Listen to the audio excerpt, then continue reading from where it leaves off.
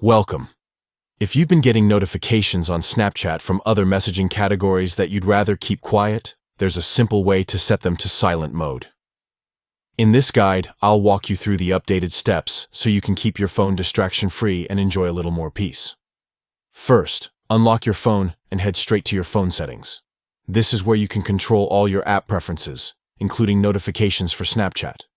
Next, scroll down until you find the option that says Apps and tap on it.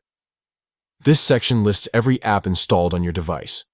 From the list, locate Snapchat and tap to open its settings. Here, you can manage permissions, storage, and most importantly, notifications. Now, tap on Notifications. This will bring up all the different types of alerts Snapchat can send you.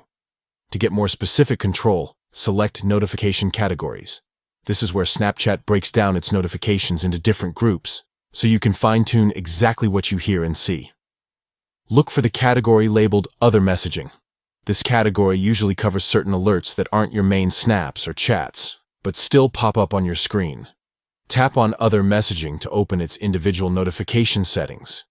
Inside, you'll see an option for silent notifications. Tap on it. Finally, select Silent.